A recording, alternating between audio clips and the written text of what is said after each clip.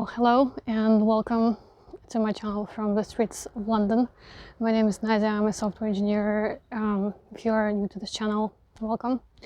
So some time ago I was actually asked by somebody who is now learning to code and going through a coding bootcamp here in London whether I can think of any way that they can stand out from the crowd when they start applying for their first job, considering the fact that they don't have a computer science degree and they are relatively new to coding. So I thought about this question, and the answer that I gave, I think it can be very useful for people watching the channel, so I thought that I would record it. I think that if you are a self-taught engineer, if you are a bootcamp graduate, you need to understand that you have some things going against you. The fact that you don't have a CS degree won't be a blocker for you getting a job, but it most certainly will be something that will make things a little bit more challenging for you in terms of finding this first job and kind of getting your break. Once you get into the industry, things will get much easier, but getting this first job will be pretty challenging. So one way for you to stand out of the crowd would be actually to have your own blog and to have an online presence of sorts. So what do I mean by having an online presence? It can be anything really. It can be a blog on any platform, a text blog, or blog on Instagram, maybe a YouTube blog, whatever you prefer, whatever format works best for you. I think that a lot of people who are just learning to code think that they don't really have anything to share because they're so new, which is a mistake, because as a new programmer, you actually are going through a lot of new learning, and you still your understanding of it is so fresh that you are actually very well positioned to be able to explain this to people who are learning the same things. So whenever you are learning something new, you can just document it, and this can be the strategy for your blog. Like, your blog doesn't have to be fancy, it doesn't have to be super regular. So I think that a lot of people don't start writing a blog or recording a blog because they think that once they start, they have to keep doing it forever, or they have to become regular bloggers and they have to blog every day. It's not true. I think that if you are not going for like incredible popularity, it's not really important how often you post. If you are just doing this for yourself, for your learning, and also for creating an online brand, I think that even if you have a blog, like a blog with 5 or 10 posts, it's better than having nothing. So I think that you shouldn't be discouraged by that. In my case, with my job search, when I was looking for my first job in programming, I actually had a blog on my website.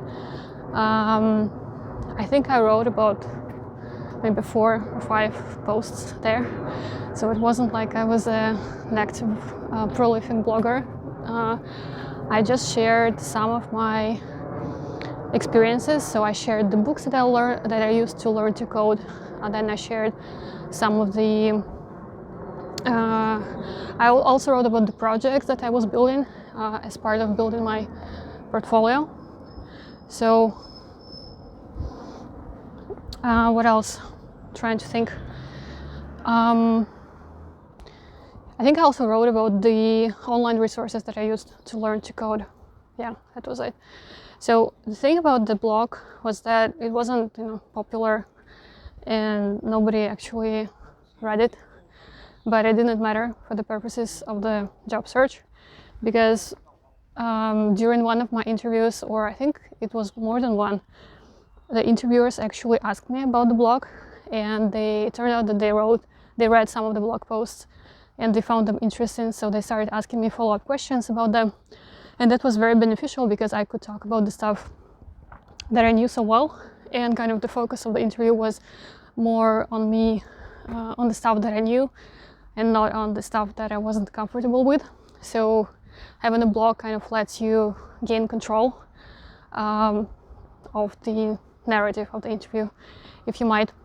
Another benefit is that probably most of your competitors won't have a blog, because everybody always gives this advice that you should have an online presence when you're learning to code. 99.9% of people won't do it. I got this advice when I was learning to code, and luckily I at least started a blog, which I then abandoned. And then I had the advice that, you know, it's good to have a YouTube channel, and it took me a few years to finally start it. So I think that most people who listen to this kind of advice, they still don't follow it. They don't start an online presence because it takes time. It's not easy. It's not comfortable. So if you actually do it, you will be in the top. You will be uniquely positioned to compete with people who don't have an online presence. So that's kind of one benefit. Among other things is that when your employer sees that you're able to have a blog and you're able to either tell a story in a written format or maybe in the format of a video, it will show them that you are actually somebody who can tell a story, who can kind of record a consistent, create a piece of content that actually makes sense, which will be very important for you, even in the role of a developer, where you won't be writing or creating content as much, but still this will show you as a clear thinker. Also, this will show you as somebody who understands the value of a personal brand, a value of marketing, who understands product and content creation, and all of those things are real great. So that's my little piece of advice for today. If you haven't already, start a blog, create some sort of online presence. You will never regret starting a blog.